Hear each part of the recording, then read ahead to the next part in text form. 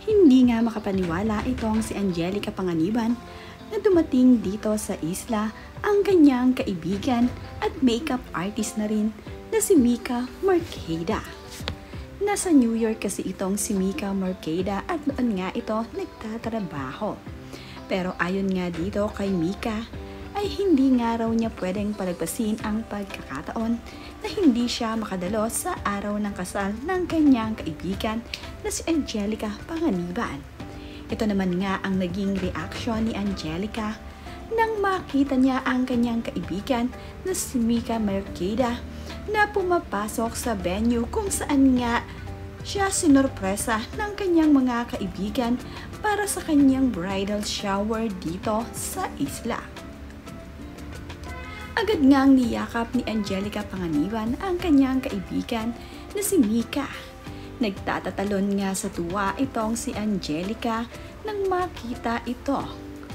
Talagang malapit itong si Angelica at itong si Mika Mercada sa isa't isa. Natandaan nga na noong nagpa-despedida party itong si Angelica Panganiban para sa kanyang kaibigan na si Mika Mercada ay naging emotional pa nga itong si Angelica para sa kanyang kaibigan na mangingibang bansa. Ngayon naman ay napakasaya ni Angelica dahil makakadalo sa kanyang kasal itong si Mika at mayroon pa itong handog na sorpresa para sa kanya.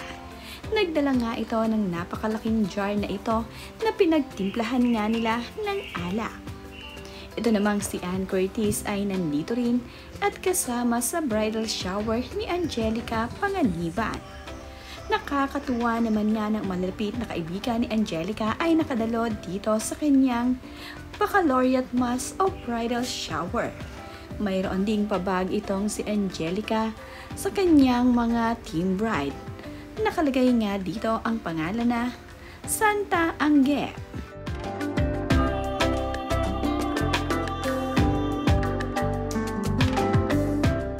Narito naman nga ang ilan sa mga kaganapan dito sa bridal shower ni Angelica Panganiban na hinorganisa ng kanyang matatalik na mga kaibigan. Kitang-kita nga ang lahat ng kaibigan ni Angelica ay nagsasayaw. Ito nga ang sina Kim Chiu, Bella Padilla at ang mga Becky ay nandirito. Maraming ang nagbigay ng performance dito. Ito namang si Direk Andoy ay tila nga ba nagalit nang ito ay mag-perform ngunit mali ang napatugtog ng DJ.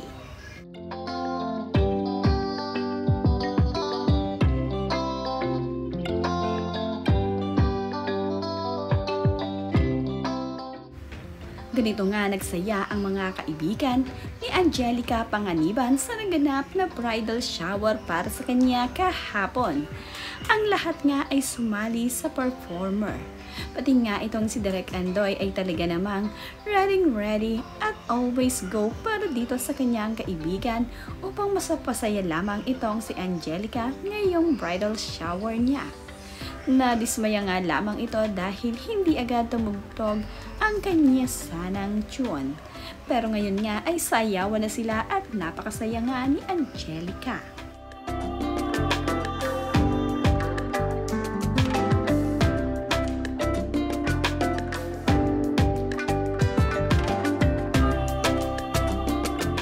Tapos nga ay napatugtog din ang kanta ni Direk Aindon na Finally. Sayawan to the box na nga sila at enjoy na rin itong si Direk Andoy dito sa kanyang pagsasayaw. Bigay todo nga ito at talaga namang lumabas ang pagka-Becky. Hindi naman nga kaila na itong si Direk Andoy ay talaga namang BFF ni Angelica Panganiban. Ito nga din ay ninong ni Baby Bean.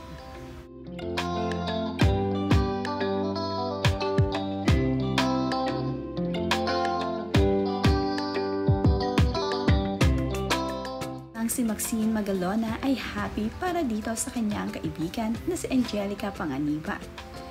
Nandito nga siya upang dumalo sa kasal ng kanyang BFF dahil hindi nga siya nakadalo noong ikasal itong si Angelica sa US. Sila naman nga ngayon ni Glyza De Castro ang nagbigay ng sorpresa dito sa Pinas at naghanda ng bridal shower para dito kay Angge.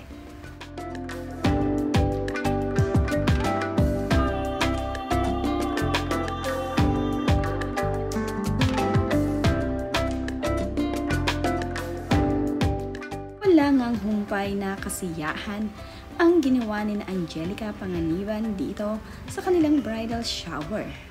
Kanya-kanya ngang inuman at talaga namang shot puno itong sina Angelica at in-enjoy ang araw bago ang kasal.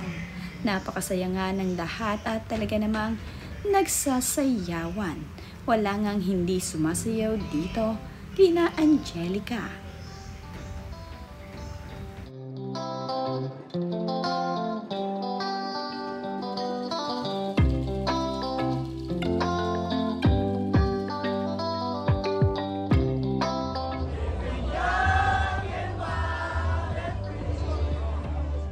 Ito namang sina Greg Homan ay tila nga ba magsiswimming kasama ang kanyang mga kapatid.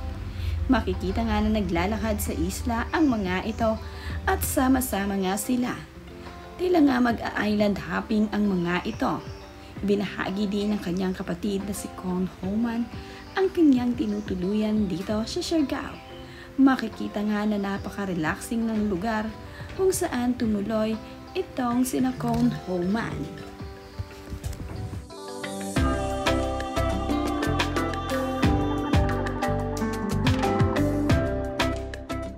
Dahil malamig nga ang panahon, ay naisipang mag-order nila Con Homan ng pampalamig. Napakasarap naman ng sorbetes na kanilang in-order at kakaiba nga ito. Slushy nga ito na mayroong lemon sa ibaba.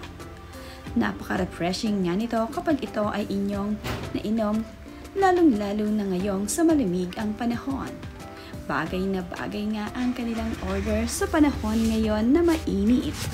Mayroon ding t-shirt itong sina Greg Homan na isinuot na mayroong nakasulat na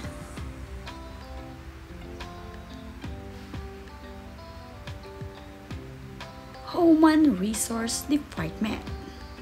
Yan naman nga ang suot ng mga boys.